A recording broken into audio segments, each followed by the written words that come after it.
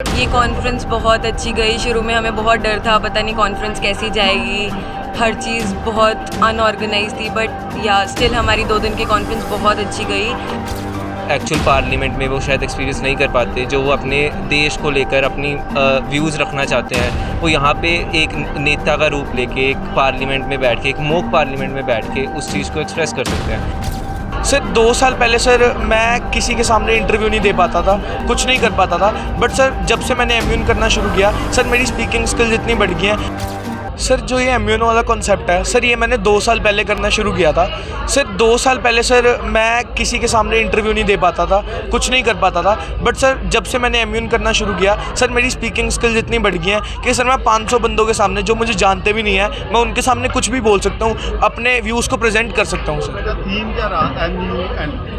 Sir MUN का जो full form है सर वो है मॉडल यूनाइटेड नेशंस। सर इसका मतलब ये होता है कि सर एक पार्लियामेंट बैठेगा, UN की कमेटीज़ बैठेंगी। सर हमारे पास UN की अलग अलग बॉडीज़ होती हैं, United Nations commission on the status of women sir जो वुमेन पे बात करती है, United Nation General Assembly sir जो जनरल मुद्दों पे बात करती है, और sir AIBPM all Indian political parties meet sir जो बेसिकली जो हमारे पॉलिटिकल लीडर्स होते हैं सर उनको रिप्रेजेंट करती है सर ये कमेटी। तो ये कितने दिन का प्रोग्राम है? सर ये 2 दिन का प्रोग्राम था सर। तो ये पहली बार हुआ है? सर हमारे राजपुरा में सर ये एक प्राइवेट कॉन्फ्रेंस पहली बार ही हुई है सर, क्योंकि हमने पटियाला में भी देखा है एमयून, हमने लुधियाना में देखा है, हमने कई सिटीज़ में देखा है, बट सर राजपुरा में ये हमारा ड्रीम था, और सर इस ड्रीम को पूरा करने में हमारा सपोर्ट किया हमारे फाउंडर कशिश तनेजा ने। तो हाउ वाज द रिस्पांस?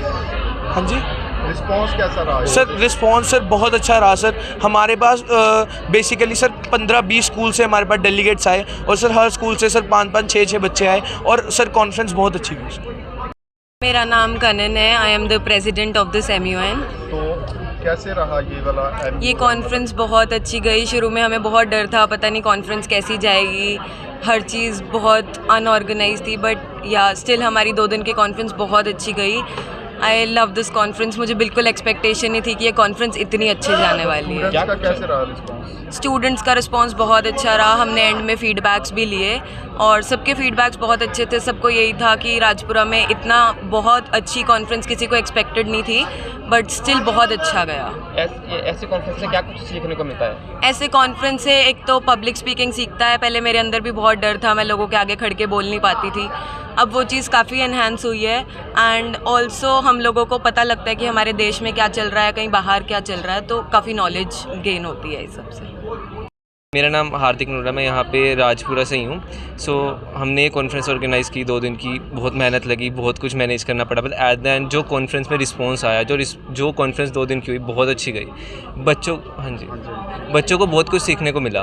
मतलब जो एक्चुअल पार्लियामेंट में वो शायद एक्सपीरियंस नहीं कर पाते, जो वो अपने देश को लेकर अपनी व्यूज़ रखना चाहते हैं, वो यहाँ पे एक नेता का रूप लेके एक पार्लियामेंट में बैठ के, एक मॉक पार्लियामेंट में बैठ के उस चीज़ को एक्सप्रेस कर सकते हैं। सिर्फ इंडिया में नहीं, पूरे देश में जो इशू, पूरे कंट्री, पूरे वर्ल्ड में जो इश्यूज़ चल रहे हैं, वो UN कमेटीज़ में बैठ के कंट्री को रिप्रेजेंट करके उन इश्यूज़ को सॉल्व करने के अपने व्यूज़ दे सकते हैं। और यही वो लोग हैं जो आगे जाके नेता बनते हैं, डिप्लोमेट्स बनते हैं, अपने देश को आगे बढ़ाते हैं। तो ये जो ऑर्गेनाइज किया गया है, किसके थ्रू किया गया है, और कैसे धन्यवाद करते हो इसको राजपुरा में? मैं बहुत धन्यवाद करना चाहूँगा कशिश भैया का इस इवेंट को ऑर्गेनाइज़ करने के लिए। उनके बिना इवेंट पॉसिबल ही नहीं था, क्योंकि ये पहला प्राइवेट MUN है हमारे राजपुरा में, और बहुत अच्छा इवेंट किया। मैं बहुत बहुत शुक्रिया करना चाहूँगा इसके लिए। विशेष तौर पर MP पटियाला जो धर्मवीर गांधी पहुँचे, उनका स्पीच खास करके स्टूडेंट्स के लिए था, यंगस्टर्स के लिए था, तो हाउ वाज द एक्सपीरियंस? मैं ये कहना चाहूँगा वो इस एज में भी इतने जोश से, इतनी मोटिवेशन से पूरे यूथ को मोटिवेट करके गए हैं। मतलब बहुत अच्छे लीडर हैं, मतलब यूथ के लिए खड़े होने वाले लीडर हैं। मैं बहुत बहुत शुक्रिया करना चाहूँगा उनका। वही धर्मवीर गांधी जी जो सेशन देके गए, उनका किसी ने रोल नहीं यहाँ पे अटेंड किया? सभी नेताओं का रोल था, वो भी होंगे नेता वैसी, मतलब पार्लियामेंट में उनका भी कोई बच्चा रोल वो कर रहा होगा, वो अपनी व्यूज़ रख रहा होगा उनके रूप में, तो बहुत अच्छा पोर्टफोलियो था उनका भी। तो दैट्स ऑल। ਅੱਜ ਸਪੈਸ਼ਲ ਇੱਥੇ ਤੁਸੀਂ ਪਹੁੰਚੇ ਹੋ। ਅੱਜ ਦਾ ਜੋ ਇਵੈਂਟ ਹੈ ਬਹੁਤ ਵਧੀਆ ਇਵੈਂਟ ਹੈ। ਮਾਡਲ ਆਫ ਯੂਨਾਈਟਿਡ ਨੇਸ਼ਨ ਜੋ ਸਾਡੇ ਫਾਊਂਡਰ ਕਸ਼ਿਸ਼ ਤਨੇਜਾ ਜੀ ਔਰ ਜਨਰਲ ਸੈਕਟਰੀ ਮਿਸਟਰ ਅਹੂਜਾ ਜੋ ਔਰ ਇਹਨਾਂ ਦੀ ਪੂਰੀ ਟੀਮ ਜੋ ਇਹਨਾਂ ਨੇ ਇਵੈਂਟ ਕੀਤਾ 2 ਦਿਨ ਦਾ ਸਵਾਈਟ ਦੇ ਵਿੱਚ, ਬਹੁਤ ਵਧੀਆ ਇਵੈਂਟ ਹੈ। ਔਰ ਇਹਨਾਂ ਦਾ ਵੈਸੇ ਤਾਂ ਜੋ ਇਹਨਾਂ ਦਾ ਫੋਕਸ ਹੈ ਜਿਹੜੀ ਚੀਜ਼ ਦੇ ਉੱਪਰ, ਉਹ ਤਾਂ ਇਹਨਾਂ ਦੇ ਸਲੋਗਨ ਦੇ ਵਿੱਚ ਹੀ ਕਲੀਅਰ ਹੋ ਜਾਂਦਾ, ਮਾਡਲ ਯੂਨਾਈਟਿਡ ਨੇਸ਼ਨ ਇਵੈਂਟ ਤੋਂ ਇਹਨਾਂ ਨੇ ਸ਼ੁਰੂਆਤ ਕੀਤੀ ਹੈ, ਲੇਕਿਨ ਇਹ ਕਾਫੀ ਲੰਬਾ ਚੱਲੇਗਾ।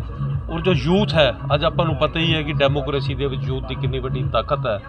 ਔਰ ਜੋ ਕੱਲ੍ਹ ਜਨ ਜੀ ਦੀ ਜਿੱਤ ਹੋਈ ਹੈ, ਉਹ ਸਮਝਦਾ ਕਿ ਮੈਂ ਜੋ ਯੂਥ ਦੀ ਯੂਨਿਟੀ ਸੀਗੀ ਉਸ ਦੀ ਜਿੱਤ ਹੋਈ ਹੈ। ਔਰ ਅੱਜ ਦਾ ਇਹਨਾਂ ਦਾ ਜੋ ਟਾਰਗੇਟ ਸੀਗਾ, ਚਾਹੇ ਡੈਮੋਕ੍ਰੇਸੀ ਦੇ ਉੱਪਰ, ਚਾਹੇ ਗਲੋਬਲ ਦੇ ਉੱਪਰ, ਚਾਹੇ ਲੀਡਰਸ਼ਿਪ ਔਰ ਡਿਬੇਟ ਦੇ ਰਾਹੀਂ ਇਹਨਾਂ ਨੇ ਇੱਕ ਮੈਸੇਜ ਦਿੱਤਾ ਸਮਾਜ ਨੂੰ ਬਹੁਤ ਅੱਛਾ, ਜਿਹਦਾ ਕਿ ਮੈਂ ਸਮਝਦਾ ਕਿ ਬੜਾ ਕਾਮਯਾਬ ਇਵੈਂਟ ਰਿਹਾ। ਮੈਂ ਇਹਨਾਂ ਦੀ ਪੂਰੀ ਟੀਮ ਨੂੰ MUN ਨੂੰ ਮੁਬਾਰਕਬਾਦ ਦੇਣਾ, ਆਪਣੇ ਔਰ ਆਪਣੇ ਨਾਲ ਆਏ ਸਾਥੀਆਂ ਵੱਲੋਂ। ਛਾਵੜਾ ਜੀ, ਪਿੱਛੇ ਜੇ ਗਾਂਧੀ ਸਾਹਿਬ ਨਾਲ ਤੁਹਾਡੀਆਂ ਚਰਚਾਵਾਂ ਬੜੀ ਸੁਣੀਆਂ ਸੀਗੀਆਂ ਕਿ ਗਾਂਧੀ ਸਾਹਿਬ, ਅੱਜ ਤੁਸੀਂ ਵੈਲਕਮ ਵੀ ਕੀਤਾ, ਕੀ ਕਹਿਣਾ ਚਾਹੋਗੇ? ਦੇਖੋ ਇੱਦਾਂ ਹੈ, ਉਹ ਸਾਡੇ ਮੈਂਬਰ ਪਾਰਲੀਮੈਂਟ ਨੇ ਤੇ ਇਹ ਜਿਹੜੀ ਮੈਨੇਜਮੈਂਟ ਹੈ ਇਹ ਆਪਣੇ ਸਾਥੀ ਨੇ, ਔਰ ਮੈਨੂੰ ਆਉਣ ਦਾ ਮੌਕਾ ਮਿਲਿਆ, ਮੈਨੂੰ ਬੜੀ ਖੁਸ਼ੀ ਹੋਈ। ਔਰ ਮੇਰਾ ਫਰਜ਼ ਬਣਦਾ ਕਿਸੇ ਵੀ ਪਾਰਟੀ ਦਾ, ਇਹ ਕੁਝ ਪ੍ਰੋਗਰਾਮਸ ਐਸੇ ਹੁੰਦੇ ਨੇ ਜਿਹੜੇ ਰਾਜਨੀਤੀ ਤੋਂ ਉੱਪਰ ਉੱਠ ਕੇ ਹੁੰਦੇ ਨੇ। ਜਿਹੜੀ ਤੁਸੀਂ ਚਰਚਾਵਾਂ ਦੀ ਗੱਲ ਕੀਤੀ, ਮੈਂ ਆਪਣਾ ਆਮ ਆਦਮੀ ਪਾਰਟੀ ਦੇ ਵਿੱਚ ਸੇਵਾ ਕਰ ਰਿਹਾ ਔਰ ਆਮ ਆਦਮੀ ਪਾਰਟੀ ਦੇ ਵਿੱਚ ਹੀ ਕਰਦਾ ਰਹਾਂਗਾ। ਇਹ ਸਭ ਕੋਰੀ ਅਫਵਾਹ ਹੈ। ਜਿਹੜੇ ਪੋਲੀਟੀਕਲ ਰਾਈਵਲਸ ਹੁੰਦੇ ਨੇ, ਉਹ ਇਹੋ ਜਿਹੀਆਂ ਗੱਲਾਂ ਸ਼ਹਿਰ 'ਚ ਮੂੰਹ ਉਡਾਉਂਦੇ ਰਹਿੰਦੇ ਨੇ।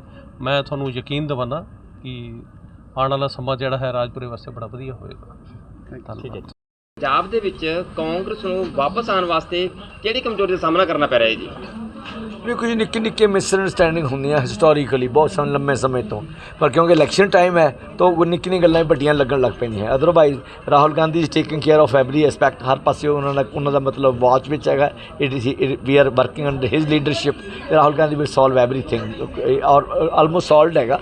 ਪਰ ਕਿਉਂਕਿ ਕਾਂਗਰਸ 'ਚ ਡੈਮੋਕ੍ਰੇਸੀ ਜ਼ਿਆਦਾ ਹੈਗੀ ਹੈ, ਸਾਡੇ ਤਾਂ ਹਰ ਤਰ੍ਹਾਂ ਦੇ ਬੰਦੇ ਹੈਗੇ। ਸਾਡੇ ਮੁਰਦਘਾਟ ਵਰਗੀ ਸ਼ਾਂਤੀ ਨਹੀਂ, ਜਿਵੇਂ ਭਾਜਪਾ ਦੇ ਜਾਂ ਆਮ ਆਦਮੀ ਪਾਰਟੀ ਦੇ ਕੇਜਰੀਵਾਲ ਡਿਕਟੇਟਰ ਟਾਈਪ ਹੈ ਜਾਂ ਮੋਦੀ ਡਿਕਟੇਟਰ ਟਾਈਪ ਹੈ। ਸਾਡੇ ਇਸ ਤਰ੍ਹਾਂ ਨਹੀਂ। ਸਾਡੇ ਤਾਂ ਸ਼ਸ਼ੀ ਥਰੂਰ ਜੀ ਆਪਣੇ ਵਿਚਾਰ ਪ੍ਰਗਟ ਕਰ ਦਿੰਦੇ, ਡਾਕਟਰ ਗਾਂਧੀ ਵੀ ਕਰ ਦਿੰਦਾ, ਮਨੀਸ਼ ਤਿਵਾੜੀ ਵੀ ਕਰ ਦਿੰਦੇ ਆ। But we are all congressmen, ਅਸੀਂ ਸਾਰੇ ਕਾਂਗਰਸ 'ਚ ਹੈਗੇ। ਤੇ ਗਾਂਧੀ ਸਾਹਿਬ ਜੋ ਵੜਿੰਗ ਸਾਹਿਬ ਦੀ ਔਰ ਆਪਣੇ ਚੰਨੀ ਸਾਹਿਬ ਦੀ ਸ਼ੀਤ ਜੰਗ ਚੱਲ ਰਹੀ ਹੈ, ਕਦੋਂ ਕਹੇ ਵਿਰਾਮ ਲੱਗੂਗਾ ਇੱਥੇ ਜੀ? ਨਹੀਂ, ਵਿਰਾਮ ਸਾਰੇ ਆਪਣੇ ਕੰਮ ਲੱਗ ਗਏ ਨੇ, ਸਾਰੇ ਆਪਣੇ ਕੰਮ ਜੋ ਤੁਸੀਂ ਆਉਣ ਵਾਲੇ 5-4 ਦਿਨ ਦੇਖੋਗੇ, ਸਾਰਾ ਪੰਜਾਬ 'ਚ ਵੱਲ ਚਹਿਲ ਪਹਿਲ ਨਾਲ ਮਤਲਬ ਪੂਰੀ ਜੋਸ਼ੋ ਖਰੋਸ਼ ਨਾਲ ਕਾਂਗਰਸ ਪਾਰਟੀ ਚੋਣ ਪ੍ਰਚਾਰ ਜੁਟ ਜਾਊਗੀ ਜੀ।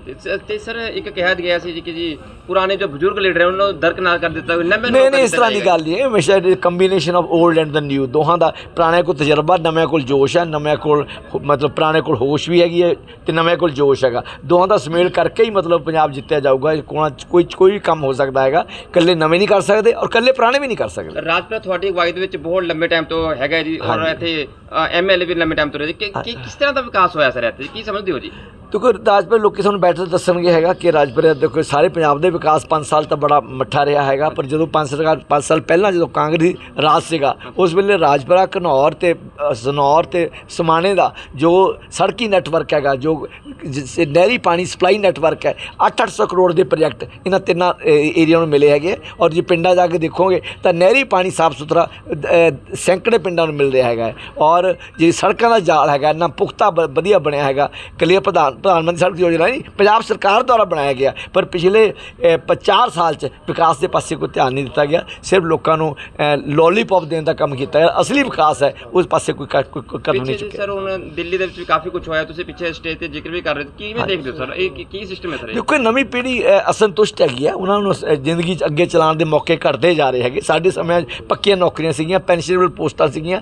ਅੱਜ ਜਿਹੜੇ ਮਹਿਕਮੇ 2 ਮਹਿਕਮੇ ਹੈਗੇ ਆ, ਇੱਕ ਤਾਂ ਸਰਕਾਰ ਦੇ ਕੰਮ ਆਉਣ ਵਾਲੇ, ਟੈਕਸ ਇਕੱਠਾ ਕਰਨ ਵਾਲੇ, ਇਨਕਮ ਟੈਕਸ ਹੋਇਆ, ਐਕਸਾਈਜ਼ ਹੋਇਆ, ਇਹ ਪੱਕੀਆਂ ਪੋਸਟਾਂ ਹੈਗੀਆਂ। ਜਾਂ ਪੁਲਿਸ ਤੇ ਪੈਰਾਮਿਲਟਰੀ ਫੋਰਸ, ਇਹ ਪੱਕੀਆਂ ਪੋਸਟਾਂ ਹੈਗੀਆਂ। ਬਾਕੀ ਸਾਰੀਆਂ ਜਿੰਨੀ ਸੇਵਾ ਵਾਲੇ ਮਹਿਕਮੇ ਹੈਗੇ, ਚਾਹੇ ਡਾਕਟਰ, ਚਾਹੇ ਨਰਸਾਂ ਹੈਗੀਆਂ, ਚਾਹੇ ਟੀਚਰ ਨੇ, ਚਾਹੇ ਬਿਜਲੀ ਬੋਰਡ ਹੈ, ਉਹ ਸਾਰਿਆਂ ਦੀ ਨੌਕਰੀਆਂ ਦੀ ਕੱਚੀਆਂ ਨੌਕਰੀਆਂ ਨੇ, ਆਊਟਸੋਰਸ ਕਰਤੀਆਂ। ਮਤਲਬ ਇੰਨੀ ਲੁੱਟ ਹੈਗੀ ਹੈ ਕਿ ਇੱਕ ਜਿਹੜੀ ਸਟਾਫ ਨਰਸ ਰਿਟਾਇਰ ਹੋ ਰਹੀ ਹੈ ਅੱਜ, ਜਾਂ ਇੱਕ ਜੋ ਰੋਡਵੇਜ਼ 'ਚ ਕੰਮ ਆ ਜਾਂ PRTC ਦਾ ਕੰਮ ਰਿਟਾਇਰ ਹੋ ਰਿਹਾ, ਉਹਦੀ ਪੈਨਸ਼ਨ 45,000 ਹੈਗਾ। ਉਹਦਾ ਜਿਹੜਾ B.Tech ਮੁੰਡਾ ਹੈਗਾ, ਬੇਟਾ ਹੈਗਾ ਜਾਂ ਬੇਟੀ ਹੈਗੀ ਹੈ, ਉਹ 12,000 ਤੇ ਕੰਮ ਕਰਨ ਨੂੰ ਮਜਬੂਰ ਹੈਗੇ। ਕਿਵੇਂ ਕਦੋਂ ਵਿਆਹ ਕਰਾਉਣਗੇ, ਕਦੋਂ ਘਰ ਪਾਉਣਗੇ, ਕਦੋਂ ਜ਼ਿੰਦਗੀ ਅੱਗੇ ਚੱਲੂਗੀ? ਸੋ ਐਡੀ ਬੜੀ ਸੰਕਟ ਆਇਆ ਪਿਆ। ਜਿਹੜਾ ਜੈਨ ਜੀ ਹੈ, ਨਵੀਂ ਜਨਰੇਸ਼ਨ ਹੈ, ਉਹਦੇ ਵਾਸਤੇ ਹਰ ਪਾਸੇ ਹਨੇਰਾ ਹੀ ਹਨੇਰਾ ਦਿਖ ਰਿਹਾ ਹੈਗਾ।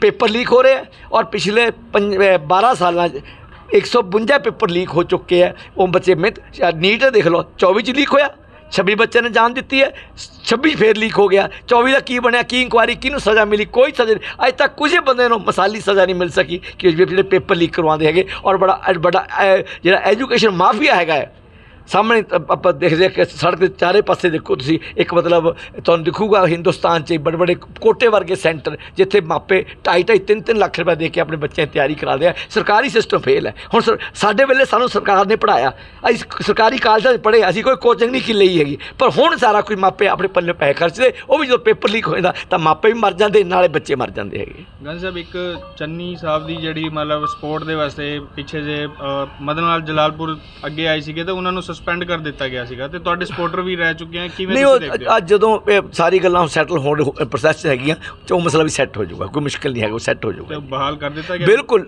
ਕਰ ਦਿੱਤੇ ਜਾਣ ਕੇ, ਨਹੀਂ ਹੋਇਆ ਤਾਂ ਹੋ ਜਾਊਗਾ ਬਹਾਲ। ਤੇ ਸਰ ਇੱਕ ਨਿੱਜੀ ਕੁਐਸਚਨ ਜੀ, ਤੇ ਸਰ ਸੰਸਦ ਮੈਂਬਰ ਬਣਨ ਤੋਂ ਬਾਅਦ ਸਰ ਤੁਹਾਡੀ ਜ਼ਿੰਦਗੀ ਦੇ ਵਿੱਚ ਕਿੰਨਾ ਕੁ ਬਦਲਾਅ ਆਇਆ ਜੀ?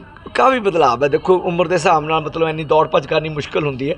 ਹੁਣੇ ਮੈਂ ਦਿੱਲੀ ਗਿਆ ਸੀਗਾ, ਸਵੇਰ ਤੋਂ ਲੈ ਕੇ ਸ਼ਾਮ ਤੱਕ ਦੌੜ ਭੱਜ ਸੀਗੀ, ਗ੍ਰਿਫਤਾਰੀ ਵੀ ਹੋਈ ਹੈ, ਪੁਲਿਸ ਪਕੜ ਕੇ ਵੀ ਲੈ ਗਈ ਹੈਗੀ ਹੈ, ਉਹ ਵੀ ਪਾਰਟ ਰਿਹਾ ਹੈਗਾ। ਆ ਕੇ ਅੱਜ ਮੈਂ ਸਵੇਰੇ ਲੁਧਿਆਣੇ ਸੀਗਾ, ਮਲੇਰਕੋਟਲੇ ਸੀਗਾ, ਹੁਣ ਮੈਂ ਇੱਥੇ ਹਾਂ, ਤੜਕੇ ਮੈਂ ਦਿੱਲੀ ਹੋਊਂਗਾ। ਸੋ ਜੇ ਮੈਂ ਮਰੀਜ਼ ਵੀ ਦੇਖਣੇ ਹੁੰਦੇ, ਕਿਉਂਕਿ ਮੇਰੇ ਨਾਲ 50 ਸਾਲ ਤੋਂ ਲੋਕ ਜੁੜੇ ਹੋਏ ਆ, 3 ਪੀੜ੍ਹੀਆਂ 4 ਪੀੜ੍ਹੀਆਂ ਜੁੜੀਆਂ ਹੋਈਆਂ। ਸੋ ਮੇਰੀ ਜ਼ਿੰਦਗੀ 'ਚ ਬਲਾ ਤੋਂ ਮਤਲਬ ਇਹ ਕਿ ਦੁੱਗਣਾ ਕੰਮ ਕਰਨਾ ਪੈ ਰਿਹਾ, ਪਰ ਮੈਂ ਹਾਰ ਨਹੀਂ ਮੰਨਦਾ। ਮੈਂ ਆਪਣੇ ਤਨ ਮਨ ਨਾਲ ਦੋਹੇ ਕਾਰਜਾਂ ਨੂੰ ਆਪਣੀ ਬਖੂਬੀ ਨਿਭਾਉਣ ਦੀ ਕੋਈ ਵੀ ਨੇਤਾ ਸਰ ਜਦੋਂ ਤਾਕਤ ਵਿੱਚ ਆਉਂਦਾ ਜੀ, ਕੁਝ ਉਹ ਵਾਅਦੇ ਕਰਦਾ ਜੀ, ਤੁਹਾਡੇ ਵੱਲੋਂ ਜੋ ਵਾਅਦੇ ਕੀਤੇ ਗਏ ਸੀ ਉਹ ਪੂਰੇ ਕੀਤੇ ਗਏ ਜੀ? ਹਾਂ ਬਿਲਕੁਲ ਜੀ, ਬਿਲਕੁਲ। ਮੈਂ ਰੇਲਵੇ ਦਾ ਵਾਅਦਾ ਕੀਤਾ ਸੀਗਾ, ਉਹ ਚੰਡੀਗੜ੍ਹ ਦੀ ਲਾਈਨ ਮਨਜ਼ੂਰ ਹੋ ਗਿਆ, ਸਰਵੇ ਹੋ ਗਿਆ, ਫਤਿਹਗੜ੍ਹ ਸਾਹਿਬ ਦਾ ਤੇ ਰਾਜਪੁਰੇ ਦਾ ਐਕਵਾਇਰ ਹੋ ਰਹੀ ਹੈ, ਤੇ ਮੋਹਾਲੀ 2 ਥਾਵਾਂ ਤੇ ਅੜਚਨ ਹੈਗੀ ਹੈ। ਇੱਕ ਪ੍ਰਾਈਵੇਟ ਡੀਲਰ ਹੈਗਾ, ਪ੍ਰਾਈਵੇਟ ਪ੍ਰਾਪਰਟੀ ਵਾਲਾ ਜਿਹੜੇ ਵੇਚਦੇ ਹੈਗੇ, ਦੂਜਾ ਕਿਸਾਨ ਹੈ ਜਿਹੜੇ ਅੜੇ ਹੋਏ ਨੇ। ਜਿੱਦਣ ਉਹ ਅੜਚਨ ਦੂਰ ਹੋ ਗਈ, ਇਹ ਪਟਿਆਲੇ ਤੇ ਆਪਣੇ ਬਠਿੰਡੇ ਤੇ ਚੰਡੀਗੜ੍ਹ ਵਿਚਕਾਰ ਜਿਹੜੀ ਰੇਲ ਗੱਡੀ ਉਹ ਦੌੜੂਗੀ, ਔਰ ਬਹੁਤ ਜਲਦੀ ਆਪਾਂ ਉਹ ਦਿਨ ਦੇਖਣ ਨੂੰ ਸਾਲ 1.5 ਸਾਲ 'ਚ ਇੱਕ ਪ੍ਰੋਜੈਕਟ ਪੂਰਾ ਹੋ ਜਾਊਗਾ ਜੀ। Thank you.